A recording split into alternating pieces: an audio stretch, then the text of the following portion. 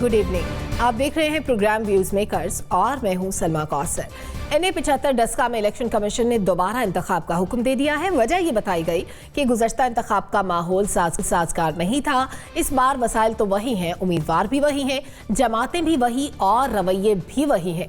18 मार्च को हल्के में माहौल कैसा होगा, इसी मौजू से आज हम प्रोग्राम का आगाज करेंगे। दूसरा ये कि पाकिस्तान और भारत के DGMOs ने हॉटलाइन पर राब्ता करके कशीदगी में कमी लाने पर इत्तेफाक किया। ये इत्तेफाक का बयानात की हद तक तो पहले भी नजर आता था। क्या LOC पर भी इसी किस्म के इत्तेफाक की तवक्को रखी जा सकती है? और आखिर में बात FATF के पाकिस्तान से मुतालिक अहम फैसले की। इन्हीं मामलात पर बात करने के लिए हमारे पैनल में आज मौजूद हैं ब्रिगेडियर रिटायर्ड हारिस नवाज साहब, नासिर बेग चुगताई साहब, PJ मीर, अंबर शमसी और मुजम्मिल सोहरवर्दी आज हमें ज्वाइन कर रहे हैं। तमाम मुअज़्ज़ज़ मेहमानों का शुक्रिया। पहले सेगमेंट की जानिब बढ़ेंगे। इलेक्शन कमीशन ने NA 75 डस्का में दोबारा ज़िमनी इंतखाब कराने का हुक्म दे दिया है। 19 फरवरी को होने वाले इलेक्शन में रद्दोबदल के खदशे के पेश नज़र इलेक्शन कमीशन ने ये नतीजा रोक लिया था। मुस्लिम लीग नून की उम्मीदवार नौशीन इफ्तिखार ने पूरे हल्के में दोबारा से इंतखाब का मुतालबा किया था, जबकि PTI ने 23 पोलिंग स्टेशन पर दोबारा पोलिंग की दरख्वास्त की थी। हमारा सवाल आज ये है कि क्या 18 मार्च को इंतखाब बेहतर माहौल में हो सकेगा? नासिर बेग चुगताई साहब। देखिए, इसका पूरा दारोमदार पंजाब हुकूमत और वहाँ की इंतज़ामिया पर है कि वो किस तरह इसको डील करते हैं, किस तरह इंतज़ामात करते हैं। क्या वही इंतज़ामात होंगे जो पहले थे? अगर वो हैं तो इलेक्शन कमीशन ने तो आज ऐलान कर दिया कि इंतज़ामात सही नहीं थे, मुनासिब नहीं थे, और उसी वजह से अच्छा मैंने पहले भी अर्ज़ किया था डस्का बहुत इम्पॉर्टेंट मॉडल बनने वाला है आगे चलकर, क्योंकि अगर डस्का को आपने इस तरह छोड़ दिया जिस तरह छोड़ा गया था तो फिर आने वाले बल्दियाती इंतखाबात में क्या होगा, जहाँ गली गली पोलिंग होती है, जहाँ गली गली उम्मीदवार आपको मिलते हैं और जहाँ खासा असला भी होता है, और फिर आम इंतखाबात में क्या होगा। तो बहुत से खदशात हैं और इन खदशात को अभी ख़त्म करने की ज़रूरत है। एक ऐसा पुरअमन इंतखाब करा दें जहाँ पर लोग ही जाने जाए ना जाएं। अब किसी का भी कोई मरता हो, खून तो हमारा बहता है ना, लोग तो ज़ख्म तो हमें आते हैं, हमारे कौम को आते हैं, हमारे मुआशरे को आते हैं, हमारे तमद्दुन को आते हैं। तो ये हुकूमत पंजाब की ज़िम्मेदारी बनती है, साथ ही साथ उन अफसरों की भी ज़िम्मेदारी बनती है जिनको मुनासिब दिए जा रहे हैं। अब जिनको हटाया जाएगा वो शायद हट जाएंगे, उनकी जगह कौन आएगा। प्राइम मिनिस्टर चाहते हैं कि शफाफ इंतखाबात हों, वो चाहते हैं कि ट्रांसपेरेंसी हो, ट्रांसपेरेंसी होनी चाहिए, नज़र आनी चाहिए।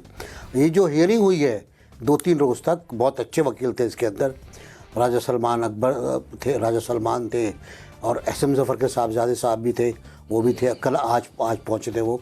तो बहुत अच्छी हुई है और ख़ासे प्रोबिंग क्वेश्चंस हुए हैं और बात सामने आई है। गड़बड़ तो हुई है, गड़बड़ से किसी को इनकार नहीं है। गड़बड़ इतने वसी पैमाने पर हुई कि इलेक्शन कमीशन को फैसला देना पड़ा कि पूरे हल्के में इंतखाबात कराए जाएँ। इससे कोई इख्तलाफ भी कर सकता है। प्राइम मिनिस्टर शायद चैलेंज करना चाहेंगे, वेरी गुड, चैलेंज करें, और एक लीगल प्रोसेस है, उसे कोई रोक नहीं सकता। चैलेंज करें, बात करें, आगे जाएं, दलाइल दें, तो जो फैसला है उसको कबूल कर लें। सही, जो फैसला है उसको कबूल करना चाहिए। ब्रिगेडियर साहब, बात हो रही है कुछ तब्दीली की। जब माहौल में तब्दीली की बात करते हैं तो उसके जो रेलेवेंट फैक्टर्स होते हैं उनमें भी तब्दीली ज़रूरी होती है, लेकिन वहाँ पर पुलिस भी वही होगी, लोग भी वही होंगे हल्के के। कहा जा रहा था कि दूसरे हल्कों से लोग वहाँ पर आए थे, इसलिए ज़्यादा बदनज़मी और बदमज़गी पैदा हुई। तो क्या इस बार कुछ बेहतरी की तवक्को रखी जा सकती है? देखें, बिल्कुल रखनी चाहिए, लेकिन सबसे पहले आई वुड से कि इसमें a lot of credit goes to prime minister of Pakistan कि जिस अगर वो उन्होंने इंटरफेयर नहीं होने दी, उन्होंने खुद कहा कि 23 हल्कों का पहले इलेक्शन करवा लें, और ये स्टार्ट उनकी अगर हम जैकल देखें तो उन्होंने सबसे पहले न्यूट्रल एम्पायर देखें, उन्होंने ये सजेस्ट किए थे। उसके बाद अगर 20 MPs ने कोई वो पैसे वगैरह लिए कि KPK में, उन्होंने उनको निकाल दिया पार्टी से। नंबर 3 आपके सामने जहांगीर अपने क्लोज रुफाका को जिन्होंने गलत काम किया उनको उन्होंने सॉर्ट आउट कर दिया, और फिर उसके बाद सेनेट पे ओपन इलेक्शन के लिए अगेन ये चलेगी, जो कि कभी पहले नहीं था। तो आई थिंक ये एक हमें उनको भी क्रेडिट देना चाहिए, एंड इसीलिए आज आपको इलेक्शन कमीशन में ये इंडिपेंडेंट नजर आया। यही इलेक्शन कमीशन अगर PMLN की हुकूमत होती तो मैं देखता कि कैसे वो डिसीजन के खिलाफ देते। तो these are the action you must appreciate, और ये एक नजर आता है कि कुछ चेंज नजर आता है। अब जो इलेक्शन की बात है, ये इसमें सबसे बड़ी कमजोरी में आई स्टिल फील कि इलेक्शन कमीशन ऑफ पाकिस्तान की भी कमजोरी थी कि दे शुड हैव एंश्योर्ड कि ये स्मूथ और ट्रांसपेरेंट इलेक्शंस होते हैं। उन्होंने क्या कुछ सेंसिटिव डिक्लेयर किए कि कौन से पोलिंग स्टेशन सेंसिटिव होंगे, कहाँ पर ये आपकी कोई इलेक्शन फोर्स होगी, कोई फोकल पर्सन बताए कि डिस्ट्रिक्ट एडमिनिस्ट्रेशन के इलेक्शन कमीशन कौन से होंगे। ये अपने ऊपर भी ब्लेम लेना चाहिए। इन एनी केस नाउ एक लेसन मिल गया है, इट्स एन ओपन फील्ड, जो बहुत बड़ी क्रेडिट है आई थिंक फेडरल गवर्नमेंट को भी और इलेक्शन कमीशन को भी। और एक और बात ये अच्छी है कि at least election commission independent assert कर रहा है कि दे आर शोइंग कि जी हम इंडिपेंडेंट हैं और हम इंडिपेंडेंट डिसीजन दे सकते हैं, डिस्पाइट द फैक्ट कि PMLN की मरियम नवाज ने कितनी डिक्टेशन दी, क्या कुछ करने की कोशिश की, कैसे डराया धमकाया, वो सब चीज़ें हमारे सामने, जो लैंग्वेज इस्तेमाल की गई। आई थिंक इसको हमें अब देखना चाहिए इलेक्शन कमीशन को अब एक और नए प्रॉपर तरीके से नए डिप्टी कमिश्नर, नए DPO और वहाँ के रिटर्निंग ऑफिसर्स और प्रिजाइडिंग ऑफिसर्स अच्छे न्यूट्रल रखने चाहिए, स्मूथ रखें, वहाँ पर प्रॉपर सिक्योरिटी अरेंजमेंट करें। अभी इसके बाद एक लेसन है कि आपके सामने जो आ रहे हैं बलदियाती इलेक्शन आ रहे हैं, फिर नेशनल असेंबली हो गए। आप कहते हैं फौज को क्रिटिसाइज करते हैं, अभी एक इलेक्शन देख लेंगे फौज के बगैर और व्हाट हैज हैपेंड। इसी तरह थार में देखें, पूरे इलेक्शन के जो पोस्ट पोलिंग स्टेशन उसको पूरा जला दिया गया। तो I think we should hope कि अब ये स्मूथ होंगे और ये दोबारा रिपीट एक्शन नहीं होगा 18 मार्च को। ठीक है। सो वर्दी साहब, जो इंतखाबी धांधली का मामला था उस पर तो आज इलेक्शन कमीशन ने कह दिया कि NA-75 में दोबारा इंतखाब होगा, लेकिन एक और भी मामला इससे जुड़ा हुआ अहम था, वो ये था कि लॉ एंड ऑर्डर की सिचुएशन खराब हुई, खौफ व हरास फैलाया गया, 2 लोग जान से चले गए, कुछ लोग जख्मी भी हुए। इन तमाम मामलात पर हमने अभी तक कोई वाज़ेह कार्रवाई नहीं देखी। जितना ये इम्पोर्टेंट था कि दोबारा इलेक्शन हो, उतना ही इम्पोर्टेंट उन लोगों के खिलाफ कार्रवाई भी थी जो लोग इसमें मुलविस थे, और वो लोग जो वहाँ पर ड्यूटी पर मामूर थे उन्होंने अपने फ़राइज़ से कोताही बरती। तो इन दोनों मामलों को क्या साथ लेकर नहीं चलना चाहिए था? नहीं, इलेक्शन कमीशन ने कार्रवाई तो की है, DSP और असिस्टेंट कमिश्नर की सतह तक लोगों को मुअत्तल करने का कहा तो है ना उन्होंने। तो वो लोकल एडमिनिस्ट्रेशन के ही लोग हैं ना, डिस्ट्रिक्ट में जी कमिश्नर भी। लेकिन अब बात यह है कि वो तो उन्होंने इलेक्शन कमीशन ने साथ कहा है, उसके बाद उन्होंने चीफ सेक्रेटरी और IG को 4 मार्च को तलब भी कर लिया है। और मैं समझता हूँ कि ये जो आज का फैसला है ये बुनियादी तौर पे तो उस्मान डार के ख़िलाफ़ आया है, जिसको इमरान खान साहब ने इस हल्के में इंचार्ज बना के भेजा था, स्पेशल असिस्टेंट से रिज़ाइन दिला के, और इस सारे इलेक्शन का इंचार्ज बनाया हुआ था उस्मान डार साहब को। ये फैसला तो उस्मान डार साहब के ख़िलाफ़ है, उनकी इलेक्शन मैनेजमेंट के ख़िलाफ़ है। वही वहाँ लोकल मैनेजमेंट को इस्तेमाल कर रहे थे, सब कुछ कर रहे थे, उनकी वजह से ही आज गवर्नमेंट को इतना बैड नेम आया है। और मैं समझता हूँ वो गवर्नमेंट को ये समझना चाहिए था कि वो तो अपनी सीट नहीं जीत सके थे, डस्का वाली सीट हुकूमत को जीत के कहाँ से दे सकते थे।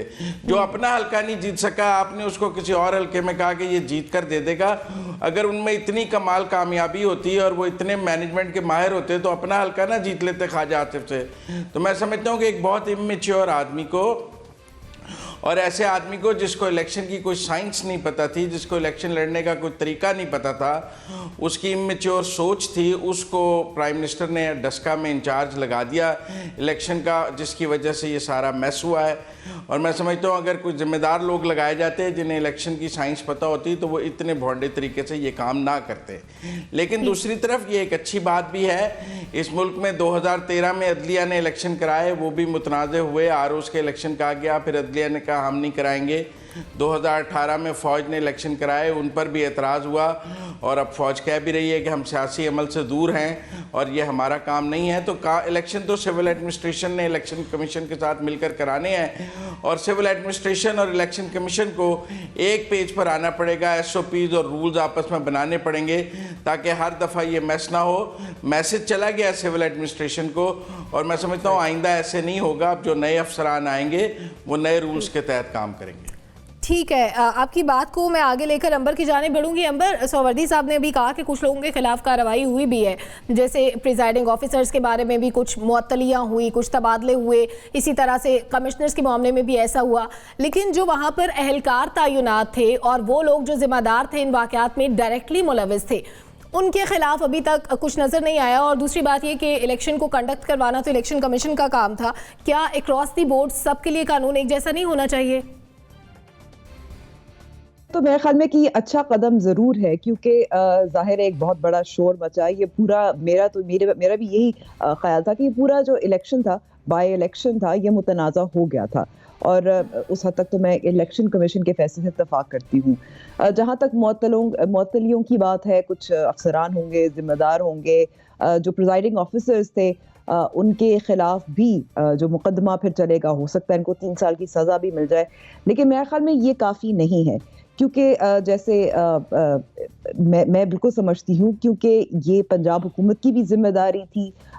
ये प्रिजाइडिंग ऑफिसर्स, कुछ वीडियोस भी उनके सामने आए कि वो कुछ इल्जामात भी लगा रहे थे, तो हमें मालूम है कि ऑन द सर्फेस, सतही तौर पर हमें तो पता है ना कि कुछ गड़बड़ हुई और उसके लिए उसका अजाला हो रहा है और वो री-इलेक्शन की सूरत में हो रहा है, लेकिन किसने करवाया ये अभी तक हमें पता नहीं है। आप 20 प्रिजाइडिंग अफसरान जो है उनको जिम्मेदार ठहरा सकते हैं, मुकदमा चला सकते हैं, लेकिन हु वाज बिहाइंड इट? तो ये मेरे ख्याल में वहां तक आगे नहीं जाएंगे तो फिर हम आगे जो बल्दियाती इंतखाबात हैं, जो जनरल इलेक्शन है 2023 के, उसके बारे में फिर सोच सकते हैं। दूसरी मेरे ख्याल में एक और बहुत अहम बात है कि मुजम्मिल साहब तो उस्मान डार साहब की बात कर रहे थे, वो बिल्कुल दुरुस्त है क्योंकि वो मैनेज कर रहे थे ऑन द ग्राउंड, लेकिन दूसरी तरफ एक और जो जिम्मेदारी थी और उसके लिए इलेक्शन कमीशन ऑफ पाकिस्तान के साथ भी एक जाहिर है कोऑर्डिनेशन की भी जरूरत है, वो पंजाब हुकूमत है, उस्मान बुज़दार है, उनकी हुकूमत वहाँ है, वहाँ जो लॉ एंड ऑर्डर की सिचुएशन पेश आई थी वो भी उस्मान बुज़दार और पंजाब हुकूमत की जिम्मेदारी थी और इंटीरियर मिनिस्टर, होम मिनिस्टर की। तो मेरे ख्याल में कि ये मामलात भी देखने चाहिए कि दिस वाज एंटायरली मिसमैनेज्ड, और अगर क्या इसमें क्या डेस्परेशन थी, क्या वजह थी कि इस हद तक हालात गए।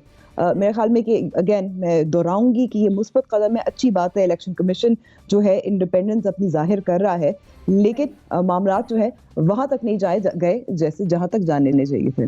ठीक है मीर साहब, इलेक्शन कमीशन ने 75 में दोबारा इंतखाब का हुक्म दे दिया है, क्या 18 मार्च को इंतखाब बेहतर माहौल में हो सकेगा? I would very much doubt it. अगर पहले आपने एक परफॉर्मेंस दिखा दी है तो यू रियली थिंक, मैं तो समझता हूँ कि सही है, और भी बदतरीन भी अपनी परफॉर्मेंस दिखाएंगे, लेकिन this performance I will blame the election commission. सबसे पहले तो इलेक्शन कमीशन के ये जो बीच में आप कह लो जो हिकअप्स आए हैं, भाई आपने प्री इलेक्शन आपने कोई SOP सॉर्ट आउट किए थे कि भाई ये चीफ सेक्रेटरी हो गए, चीफ मिनिस्टर हो गए, गवर्नर को आप ले लो, जिसको मर्जी IG को ले लो, कि भाई आपके पास एक डेडिकेटेड हॉटलाइन है, इन दी इवेंट समथिंग हैपेंस हम आपको कॉल करेंगे और आपने कॉल इस पे उठानी है।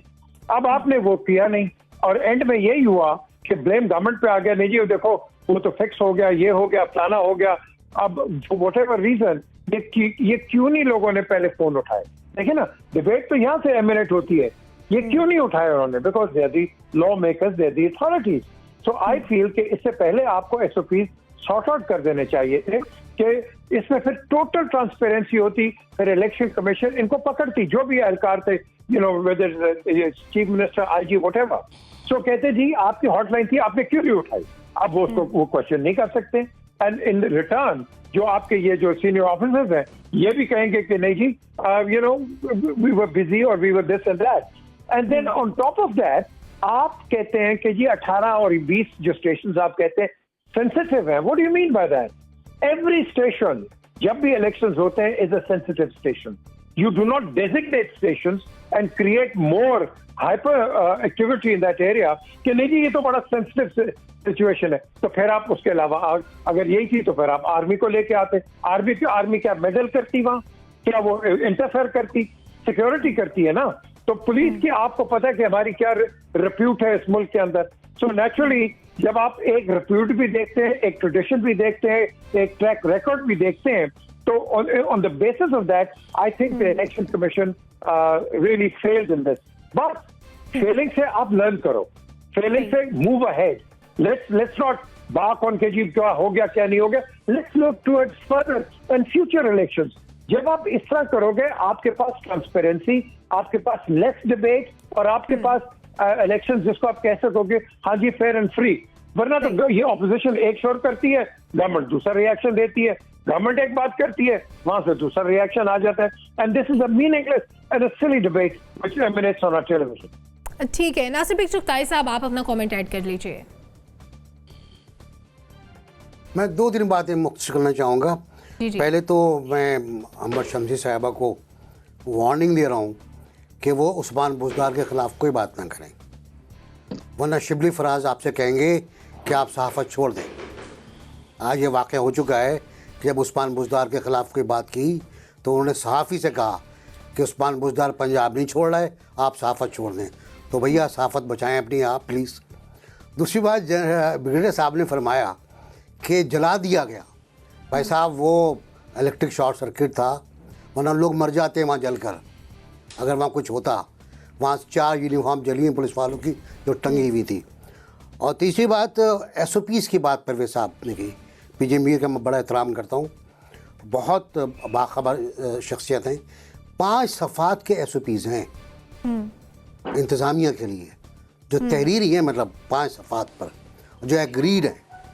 उनकी खिलाफ वर्जी हुई है, और जो वो ख़त है, जो वो फ़र्द जुर्म है जो इलेक्शन कमीशन ने जारी की है, वो बहुत स्ट्रॉन्ग है, उससे बच के कोई नहीं निकल सकता। ठीक है। सोरवर्दी साहब, आप कुछ ऐड करना चाह रहे हैं? नहीं, मैं ये कहना चाह रहा हूँ कि जो इलेक्शन, हम सब इलेक्शन कमीशन को ना अब एक पंचिंग बैग बनाने लग गए हैं। अगर 70 साल बाद इलेक्शन कमीशन ने कोई एक्शन लिया ही है, वरना तो यहाँ RTS बैठ भी गया था तो इलेक्शन कमीशन ने कुछ भी नहीं किया था और उसकी कोई इंक्वायरी नहीं हुई थी और पूरे रिजल्ट्स अनाउंस कर दिए गए थे। तो ये इलेक्शन कमीशन को पंचिंग बैग नहीं बनाना चाहिए। उसने पहली दफ़ा तो कोई एक्शन लिया है, पहली दफ़ा तो हमें इलेक्शन कमीशन का कोई किरदार नज़र आया है और इदारा खुद मुख्तार नज़र आया है। तो हम अब भी इलेक्शन कमीशन ने SOPs भी दिए हैं। उस रात भी इलेक्शन कमीशन एक्टिव था और बाद में भी एक्टिव है। नहीं तो हुकूमत नहीं मान रही है इसको। अब ये ना करें कि हुकूमत को बचाने के चक्कर में सारा मलबा इलेक्शन कमीशन पर ही डाल दें कि उसने ये सारा क्यों किया है। 2018 की तरह जब RTS बैठ भी गया था तो नताइज का ऐलान कर देना चाहिए था, आप क्यों नहीं किया? ठीक है सर, आपका कमेंट ऐड हो गया। आप ये चाहते हैं कि इलेक्शन कमीशन को कुछ ना कहा जाए और तमाम इदारे अपनी अपनी जिम्मेदारी कबूल करें। नाज़रीन, यहाँ पर प्रोग्राम में एक ब्रेक शामिल करेंगे और ब्रेक से वापस आने के बाद पाकिस्तान और भारत के दरमियान LOC पर जंगबंदी से मुतालिक जो बातचीत हुई है उस पर गुफ्तगू करेंगे। Stay with us.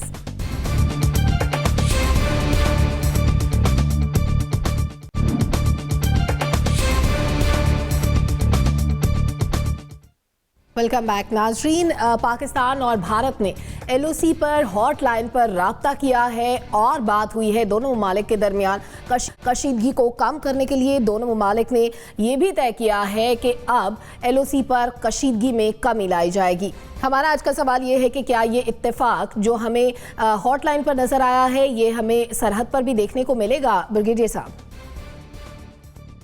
एक पॉजिटिव स्टेप है और ये हमेशा से होता रहता है। पाकिस्तान के DG मिलिट्री ऑपरेशन और इंडियन मिलिट्री ऑपरेशन के दरमियान में हॉटलाइन हमेशा से कायम है। गाय बकाए वो आपस में मुज़ाकरात करते रहते हैं, जो कंसर्न होते हैं वो भी जिक्र किया जाता है और इसी सिलसिले की एक कड़ी है। लेकिन जाहिर है कि पहले 2003 में ये बहुत अच्छा मैकेनिज्म बना हुआ था और कोई फायरिंग नहीं थी। Even I has served in Jhelum sector में, जहाँ पे ये पूरा मैं डिवीजन हेडक्वार्टर में रहा हूँ, यूज्ड टू ऑपरेटेड, कोई प्रॉब्लम नहीं थी। 2014 के बाद बहुत ज़्यादा स्टार्ट हो गया और इससे बहुत नुकसान भी हुआ है लोगों का, कश्मीरी सिविलियंस का, प्रॉपर्टी का, फौजियों का भी। जाहिर है कि दोनों तरफ के नुकसान हुए हैं। तो ये एक खुशाइन बात है, हमें इसको पॉजिटिव लेना चाहिए और मुझे उम्मीद है कि इंडियंस को अब समझ आ गई होगी कि लड़ाई से कोई फ़ायदा नहीं है, चाहे फर्स्ट वर्ल्ड वॉर हो, सेकेंड वर्ल्ड वॉर हो। Ultimately you have to sit across the table and sort out their problems. तो अगर इसके बाद आई वुड रिस्पेक्ट कि इसके बाद जाहिर है कि पाकिस्तान ने तो पहले भी पीस का मन दिया था। अगर हमारे प्राइम मिनिस्टर ने, आपको याद हो, कहा था कि हम आप 1 स्टेप लें, हम 2 स्टेप लेंगे। अब भी हमने बिल्कुल कल रात से बड़ी सख्ती से सीज फायर कर दिए लाइन ऑफ कंट्रोल के ऊपर। Our troops are maintaining it, our commanders have been told, now we have to see how Indian side react. अगर वो भी करते हैं तो मेरे ख्याल में उम्मीद करनी चाहिए कि ये बेहतर होगा। और लेकिन जिस तरीके से इंडियन लीडरशिप है और उनके जो मसाइल वहाँ पर होते हैं, जब भी वहाँ पर इंडिया में या इकोनॉमिक प्रॉब्लम होती है या जब आपके सामने CAA है, NRC है, माइनॉरिटीज़ प्रॉब्लम है, फिर इकोनॉमिक प्रॉब्लम्स हैं, तो वो फिर कोशिश करते हैं टेंशन डाइवर्ट करने के लिए लाइन ऑफ कंट्रोल को हॉट करते हैं। तो मुझे उम्मीद है कि इस दफ़ा हालात बेहतर रहेंगे अगर उनको समझ आ गई है। और ये भी मुझे उम्मीद है कि ये अभी इस दफ़ा उधर से कोई वो दोबारा इनिशिएट नहीं करेंगे फायरिंग को। और हमारे कश्मीरी दोनों तरफ जो बहन भाई हैं उनके लिए बहुत बड़ा रिलीफ होगा, जो हमेशा से पिछले 70 साल से नुकसान उठाते आ रहे हैं। सबसे अहम बात यह है कि कश्मीरियों के लिए बहुत बड़ा रिलीफ होगा। क्या अब मामलात में बेहतरी देखने को मिलेगी?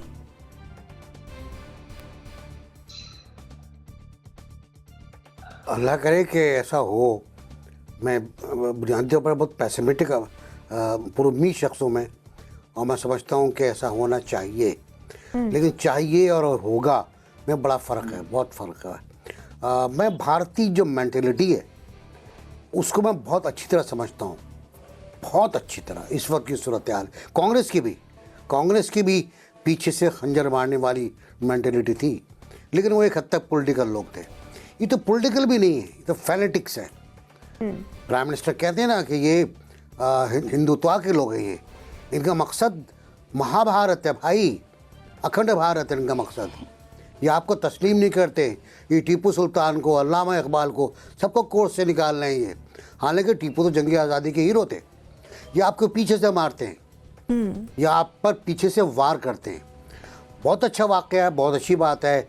मैं बहुत खुशनसीब आदमी हूँ कि 2003 में जब मैं इराक की वॉर लाइव कर रहा था, तो उस वक्त वाजपेयी साहब ने कश्मीर में दोस्ती का हाथ बढ़ाया था, और हमने लाइव वहीं से कट किया था कि सीज़ फायर की पेशकश। और 15 मिनट के बाद पाकिस्तान से जवाब आ गया था जमाली साहब का कि एक्सेप्टेड। वो एक बहुत बड़ा दिन था, और उसके बाद बहुत दिनों तक अमन कायम रहा, बहुत दिनों तक अमन कायम रहा, हत्ता कि मोदी साहब आ गए, गुजरात के कस्साब जो स्लॉटर करते हैं लोगों का, और जिन्होंने कहा था आपके अदालत में प्रोग्राम में कि मुझे जब मौका मिलेगा तो मैं कश्मीर में यही करूँगा। रिकॉर्ड के ऊपर है ये, हमको बेवकूफ़ नहीं बनना चाहिए। तो ये असल बात क्या है? असल बात यह है कि हिंदुस्तान की हुकूमत किसानों की तहरीक के सामने बेबस हो चुकी है, बेदस्तोपा हो चुकी है, और किसानों की फैमिलीज़ में फ़ौजी भी शामिल हैं जो फ़ौज छोड़ के वापस जा रहे हैं अपने घर वालों की तरफ। कश्मीर की सूरत हाल भी यही है। कश्मीर में जो फ़ौजी लड़ रहा है उसका घर वाला दिल्ली में या हरियाणा में धरना दिए हुए हैं, या मध्य प्रदेश में धरना दिए हुए, और लोग मर भी रहे हैं। तो वो एक प्रेशर उनके ऊपर है, जिसकी वजह से वो एक प्रेशर से निकलना चाहते हैं। जब भी मौका मिलेगा वो आप पे फिर हमला करेंगे, और उन्होंने बहुत नुकसान पहुंचाया है हमको। हमारे लोगों के पास बंकर्स नहीं हैं, वो बंकर्स बनने चाहिए। अब अमन का वक्त आ रहा है तो बंकर बनाएं। उनको उस तरफ बंकर हैं, उस तरफ बंकर हैं जहाँ वो लोगों को मुंतकिल कर देते हैं। तो तैयारी रखें अपनी, आप मुतमईन बिल्कुल ना हो। अच्छी बात है, अमन का मौका है, मिल गया आपको, वेरी गुड, मैं बहुत खुश हूँ। मुतमईन नहीं होना चाहिए और मुमकिन खतरे से आगाह रहना चाहिए। पीजे मीर साहब, एक बात की एनबीसी ने हिंदुत्व नजरिए की, भारत में एंटी मुस्लिम कार्ड को इस्तेमाल किया जाता है इंतखाबात जीतने के लिए। इवन वहाँ पर मुसलमानों के लिए बड़ी नफरत पाई जाती है। क्या हम उनसे तवक्को रखें कि अब वो एलओसी पर कशीदगी को कम करने के लिए हमारा उतना साथ देंगे जितनी हम कोशिश कर रहे हैं? देखिए, जो अभी बेग साहब ने बात की है, ये बड़ी गहरी बात की है इन्होंने। बिल्कुल हमें ऑप्टिमिस्ट रहना चाहिए, हालांकि इनके मामले में आपको पेसिमिस्ट रहना चाहिए। लेकिन अगर इन्होंने हाथ आगे बढ़ाया है तो I think it's a good step. हम देखिए, हमारा स्टेटस क्या है? हमारा स्टेटस हमेशा सिंस 1947 डिफेंडर रहा है। इनका स्टेटस हमेशा एग्रेसर एंड एग्रेशन रहा है। लाइन ऑफ कंट्रोल में आपने देखा, ये तो अभी वर्किंग बाउंड्री आ गई, यहाँ तो कुछ नहीं होता। लेकिन द क्वेश्चन इज़, वो सिविलियंस को मारते हैं। आपने सारा कश्मीर में देख लिया है कि पैलेट्स है, मैस ग्रेव्स हमने डिस्कवर की, हर चीज़ हुई, दुनिया ने उफ तक नहीं की। यहाँ हमारी डिबेट क्या हो जाती है, कबूतर तक हो जाती है, लंगूर इधर आ गया उस तक हो जाती है debate. The question is, Hindustan हमें लाइन ऑफ कंट्रोल पे तो नुकसान पहुँचाया जा रहा है सिविलियंस को, लेकिन जितना नुकसान ये हमें इस वक्त, जब ये कहता है ना सीज़ फायर, इसको सीज़ फायर करनी चाहिए अगेन अमंग्स द वर्ल्ड पास। ये FATF के अंदर हमारा ये ओपोनेंट है बहुत बड़ा, जो पाकिस्तान को ग्रे लिस्ट में रखा हुआ है। आपका क्या ख्याल है? ये फ्रांस के साथ ये इसके बड़ी बातें हमें पता चली हैं कि ये फ्रांस को पुश कर रहा है, जिसके हमारे अभी डिप्लोमेटिक रिलेशंस अच्छे नहीं हैं, लेकिन ये वहाँ भी इसने हाथ डाला हुआ है और ये पाकिस्तान के ख़िलाफ़ काम कर रहा है and giving a bad image to a country. So the question is कि हम इनको कैसे करें? मैं तो ट्रैक 2 के अंदर ब्रसल्स में और लंदन के अंदर बैठा रहा हूँ इनके साथ, ये ज़ेर ज़बर पे लड़ते हैं, ये बैठते नहीं है कभी किसी चीज़ के ऊपर, एक एग्री करेगा दूसरा डिसएग्री कर जाएगा और आपकी बात इधर की उधर चली जाएगी। सो इनको बिल्कुल बेग साहब सही कह रहे हैं, आप इनको बिल्कुल हाथ आगे रखें, but be cautious, be careful, be prepared, जो कि हमारे आर्मी चीफ ने पहले कह दिया हुआ है, we are ready, we are always ready, ये इसमें कोई शक नहीं है। But at the end of the day हमारे हाथ और हमारे दरवाजे खुले हैं। You want peace, we want peace, but you want to go on a negative route, well Pakistan is prepared for that, and you know, let there be no mistake on it. लेकिन यहाँ हमें इनके साथ एक और जो एक आगे बात बढ़ानी चाहिए, जो हमारे आई एम श्योर फॉरेन मिनिस्टर बढ़ाएंगे भी, कि भाई तुम इंटरनेशनल फोरम के ऊपर जाके क्यों पाकिस्तान की मुखालफत करते हो, क्यों हमें एक नेगेटिव एक पिक्चर पेंट करते हो, ये हर जगह जाके करते हैं। So let's be open on that front as well. ये फ्रंट तो हम कंट्रोल कर लेंगे, लेकिन फॉरेन फ्रंट जो है इसको भी हमने कंट्रोल करना है कि इनके साथ आप डायलॉग हमारे साथ करो, भाई डायलॉग करो। आप मोनोलॉग कर रहे हो, we don't want monologue, we want a dialogue. आप देखो at the end of the day आपके लोग भी दुनिया से जा रहे हैं, हमारे भी दुनिया से जा रहे हैं, तो क्या is this what we are looking for after independence? No we don't. जो मसले मसाइल हैं, हमारा पानी का मसला है, हमारे और दीगर जो मसले हैं, आप उनको रिजॉल्व करो, बैठ के हो सकते हैं। लेकिन ये बिल्कुल अच्छी बात की है नासिर बेग साहब ने कि ये इनका जो एटीट्यूड इस वक्त आ गया है, ये वाकई एक फेनेटिकल एक ग्रुप आ गया है। 2006 में आपने इसको देख लिया था, ये इसको मोदी को, ये चीफ मिनिस्टर था, मैं लंदन से प्रोग्राम कर रहा था, अगले दिन जो लोग मेरे साथ गुजरात पे आए, 3 बंदे वहां से फारग हो गए, गायब हो गए, and they never been found ever since. So आप अंदाजा लगाओ कि ये मीडिया के अंदर भी जो आता है, ये लोग क्या करते हैं। So this is a fanatical group, this is not India. India has got good people in it, and I am sure good people will eventually come up and save the region, क्योंकि इस reason को हमने protect करना है। India और Pakistan both nuclear powers. सो अगर हम logger heads पे रहेंगे तो याद रखें कि बाकी सुपर पावर्स हैं, वो दोनों का फायदा उठाएंगी और आपस में हमारे इख्तलाफात पैदा करेंगे। So we got to be more careful. Mir साहब ने भी इत्तफाक किया नासिर बेग चुगताई साहब की बात से। अंबर, अभी कुछ ही दिन पहले की बात है कि सिख यात्रियों ने पाकिस्तान आना था मजहबी रसूमात की अदायगी के लिए, लेकिन भारत ने उनको आने से रोक दिया, उनको वीज़े नहीं दिए गए। क्या भारत की इस बात पर एतबार कर लिया जाए कि भारत अब कशीदगी को कम करना चाहता है? देखिए, सबसे पहले तो हम ये जो कदम है, ये जो मुआहदा तय पाया है, यानी कि जो एग्रीमेंट हुई है कि फायरबंदी होगी, इसका तो बिल्कुल खैर मकदम करना चाहिए, क्योंकि सबसे ज्यादा नुकसान सिविलियंस को ही होता है, बॉर्डर के दोनों पार उनके घरों को और उनको जानी नुकसान होता है। और हमारी तरफ तो मतलब जो अदम इस्तेकाम की जिंदगी वो गुजार रहे होते हैं, उससे तो निजात मिली, चाहे आप उसको कह सकते हैं कि आर्जी तौर पर ही हो। क्योंकि हमें ये भी देखना चाहिए कि 2003 से ये जो मैकेनिज्म है इस्टेब्लिश कायम किया गया था, उसके बाद से 2014 से मुसलसल आप देख रहे हैं कि इंटेंसिफाई होती रही है ये क्रॉस बॉर्डर फायरिंग्स। तो 2016 में भी एक एग्रीमेंट पब्लिक हुई थी जिससे कहा गया था कि कम किया जाए, ये फायरबंदी होगी, फिर 2018 में भी की गई थी, लेकिन फिर दोबारा हो जाती है। तो हम ये नहीं कह सकते कि ये बहुत देर तक होगा, लेकिन ये ज़रूर खुश हमें इस बात पर होना चाहिए कि फ़िलहाल तो सांस लेने का मौका मिल गया, ख़ासतौर पर सिविलियंस का। मैं एक और बात करना चाहूँगी कि मैं भी 2-3 साल से ट्रैक 2 के डायलॉग जो हैं भारत के साथ इन्वॉल्व रही हूँ, और हमेशा यही हमारा एक कंक्लूजन, नतीजा, हम उस नतीजे में पहुँचते हैं कि इस वक्त जब तक मोदी हुकूमत है मामलात आगे नहीं बढ़ सकते। और जो नासिर बेग चुगताई साहब ने तो पूरा इलस्ट्रेट कर दिया है, तो मैं मज़ीद उस पर बात नहीं करना चाहती हूँ। तो फिलहाल हमें इस पर ही उम्मीद रखनी चाहिए कि चले आर्जी तौर पर एक फायरबंदी हुई है। दूसरी तरफ आप ये टाइमिंग भी तो देखें कि बालाकोट का भी एक जो 20 फरवरी में होने वाला है, उसका भी एक साल गुजरने वाला है, ज़्यादा हो गया है। तो वो जो कशीदगी उसके बाद नजर आई है। हालांकि पाकिस्तान ने अमन का हाथ बढ़ाया था, अभिनंदन को वापस भी भेजा था टू शो आवर गुडविल। उसके बाद हालात, जैसे आपने भी बताया कि जैसे सिख यात्रियों का भी मिसाल अभी थी, it has not been good, और इससे एक इनसिक्योरिटी रहती है, खदशा रहता है कि भारत फॉल्स फ्लैग ऑपरेशन करेगा, ये खदशा रहता है कि मामला दोबारा ख़राब ना हो जाएं, और ये फायरिंग्स, क्रॉस बॉर्डर फायरिंग्स तो चलती ही रहती थी। तो मेरे ख्याल में this is a good step.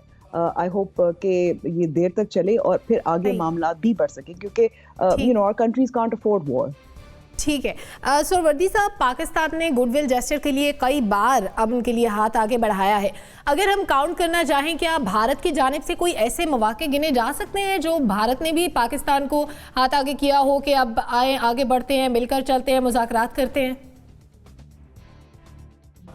नहीं, मैं ऐसा नहीं समझता, और मैं समझता हूँ कि इस वक्त भी जो सीज़ फायर की इंडिया एग्री किया है वो इंडिया को सीज़ फायर सूट कर रहा है, क्योंकि उसने 370 ख़त्म करने के बाद बहुत अरसा कश्मीर में कर्फ्यू रखा, फिर उन्होंने कर्फ्यू ख़त्म किया, अब वहाँ 4G उन्होंने इंटरनेट भी बहाल किया है। वो अपना उन्होंने उसको भारत में शामिल करके अब वहाँ चीज़ों को नॉर्मल करना चाहते हैं, लाइफ को नॉर्मल करना चाहते हैं, और उसके लिए उन्हें बॉर्डर पुरसकून चाहिए।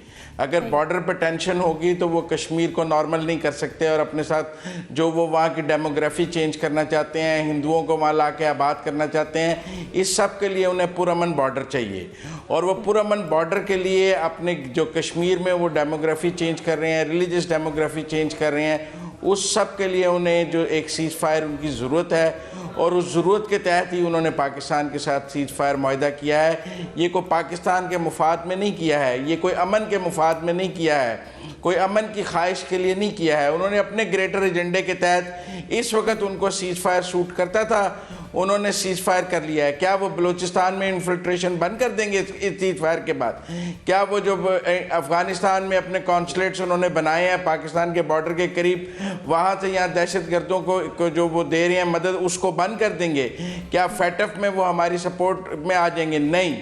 ये जो उन्होंने एक सिंगल स्टेप उठाया है, इसके अलावा वो पाकिस्तान से हर महाज पर लड़ते रहेंगे, वो महाज बलूचिस्तान का हो, वो फैटफ का हो, वो यूनाइटेड नेशंस का हो, वो यूरोपियन यूनियन का हो, हर जगह वो हमसे लड़ेंगे। सिर्फ यहाँ पे उनको ये इस वक्त सूट कर रहा था, उनकी ज़रूरत था, इसलिए उन्होंने ये सीज़ फायर किया है। मैं इसको को पाकिस्तान के मुफाद में नहीं देखता, मैं समझता हूँ मोदी ने अपने मुफाद में किया है। ठीक है, ये फैसला उनके अपने मफाद में था। नाजरीन, इसके साथ ही हम इस सेगमेंट को भी करेंगे, एक ब्रेक की जानिब जाएंगे और वापस आकर बात करेंगे FATF के पाकिस्तान से मुतालिक फैसले की। हमारे साथ रहिए।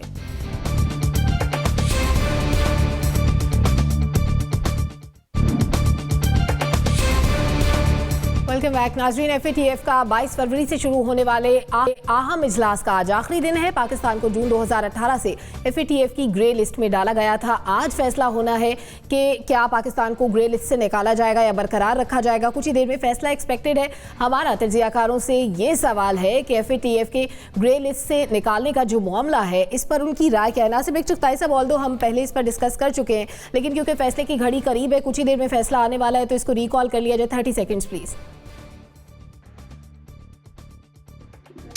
मेरा पहले जवाब ये था कि क्योंकि मेरे वज़ीर ख़ारजा ने कहा है कि हमने सारा काम मुकम्मल कर लिया है और अब हम ग्रे लिस्ट से वाइट में आ जाएंगे, तो हमें ग्रे से वाइट में आ जाना चाहिए। अगर हम नहीं आए तो हमारी नाकामी होगी, जिसके लिए भारत कोशिश कर रहा है, और उसने ग्रुप को दोस्तों में तकसीम कर दिया है। एक का कहना ये है कि बिल्कुल सही काम हो गया, दूसरा कहना है नहीं, अभी जून जुलाई तक इंतजार करें। ठीक, ब्रिगेडियर साहब। देखें, मेरी अपनी जो गट फीलिंग है और सीइंग के इस वक्त अमेरिका अफगानिस्तान में they want to stay, they not withdrawing the troops, America need Pakistan and this is the only time where America can support Pakistan. और उम्मीद करनी चाहिए कि ये पाकिस्तान आज ग्रे लिस्ट से निकल जाएगा, इसलिए कि it is all political issue.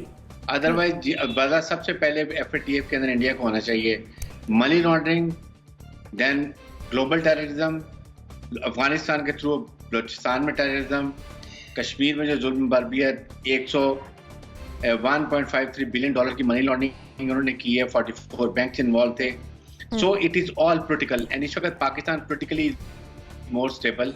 और मेरी एप्रीहेंशन है कि इस वक्त आज पाकिस्तान के फेवर में आएगा, क्योंकि हमने 31 में से 27 पॉइंट्स कर लिए हैं, और ये एक America can give support to Pakistan अगर उनको और अफगानिस्तान में पाकिस्तान की सपोर्ट चाहिए। ठीक है, मीर साहब। देखिए जी, let's start from the worst. Pakistan को ये बड़ी कोशिश कर रहे थे कि ब्लैक लिस्ट में डालें, वो नहीं आप डाल सकते, क्योंकि आपके साथ टर्की है, आपके साथ चाइना है, and of course you got Malaysia. So ये आपके पास 3 पास हैं जो कि ये इस लेवल पे नहीं ले जा सकती। अब जब बात आती है कि ग्रे एरिया के अंदर हम 2018 से, अब ग्रे एरिया आई सस्पेक्ट कि ये टिल जून हमें इसमें रखेंगे और ये दोबारा उसके बाद आपकी एक विज़िट होगी, फिज़िकल विज़िट होगी, एंड देन उसके बाद एक डिसीजन लिया जाएगा, क्योंकि पाकिस्तान ने 21 आउट ऑफ 27 कंप्लायंस जो हैं वो की हैं। उसके बाद जब वो बात करते हैं 40 से, पाकिस्तान ने उस पर 2 की हैं, लेकिन पाकिस्तान पे नज़र आ रही है, जिस तरह अभी बात हो रही है कि इंडिया आप पे एक बड़ा हावी आया हुआ है, वो नेगेटिव्स आपके लिए प्ले कर रहा है। साथ हमारा अपना है ये डैनियल पर्ल का केस जो है अमेरिका के अंदर, इसको बड़ा सीरियसली लिया जा रहा है। So we don't know what the Americans want to play, but they want implementation कि जो आपके टेररिस्ट अब पकड़ते हैं, आपके courts should be firm and work on it. I think this is where it's going to end, but ये grey area के अंदर अभी हमें रखेंगे and at least अभी जून तक रखेंगे आपके ख्याल में। सोवर्दी साहब 30 सेकंड्स प्लीज। नहीं, मुझे लगता है बिल्कुल ग्रे एरिया में रखेंगे, क्योंकि अगर अमेरिका जैसे कहा गया जी हमें सपोर्ट करेगा, अभी तक जो बाइडेन और इमरान खान के दरमियान तो टेलीफोन कॉल भी नहीं हो सकी है, तो अमेरिका ने हमें क्या सपोर्ट करना है। अभी तो हमारी उनकी बातचीत भी शुरू नहीं हुई है। दुनिया के तमाम मोदी से बात हो गई, चाइना से हो गई, तमाम बड़े सरबराह से हो गई, तमाम उनके दोस्त ममालिक से हो गई। हमारे यहाँ तो उन्होंने अभी हमसे बात करना भी मुनासिब नहीं समझा है, तो कुजा वो हमें फैटफ में सपोर्ट करें, तो इस तरह की तो हम उम्मीद नहीं रख सकते हैं। फॉरेन ऑफिस बहुत वीक है, डिप्लोमेसी बहुत वीक है। हमने मुल्क के अंदर बहुत काम किया है, लेकिन शायद फॉरेन ऑफिस और डिप्लोमेसी के महाज पर हम कमज़ोर हैं। सिफारती सतह पर काम करने की जरूरत है। अंबर, मैं कहूँगी, मैं भी समझती हूँ कि हम ग्रे लिस्ट पे ही रहेंगे। 3 मजीद जो एक्शन पॉइंट्स है उस पर काम करने की ज़रूरत है। और आप ये भी देखिए कि अभी जो डैनियल पर्ल का जो केस था उसमें उमर सईद शेख को जब बरी किया गया तो इसमें हमें रिएक्शन भी देखा गया। दूसरा हम ये देखें कि 2008 से पाकिस्तान 3 बार FATF की ग्रे लिस्ट पे आया है और हमें अभी तक $38 बिलियन का नुकसान हुआ है। ये एक तबादला थिंक टैंक और पॉलिसी एक ऑर्गेनाइजेशन जिन्होंने ये पेपर रिलीज किया है, तो पाकिस्तान को ज़ाहिर नुकसान तो रहता है। कोशिश करनी चाहिए इसमें, चाहे आप सिफारती सतह पे करें और चाहे एक्शन पॉइंट्स को पूरा करने की कोशिश करें। ठीक है, कोशिशें पाकिस्तान को जारी रखनी चाहिए। नाज़रीन, प्रोग्राम का वक्त खत्म। हमारे तमाम तजियाकारों का कहना है कि मुमकिन तौर पर जून तक पाकिस्तान को ग्रे लिस्ट में रखा जा सकता है। इसके साथ ही प्रोग्राम से इजाज़त दीजिए। अल्लाह हाफिज़।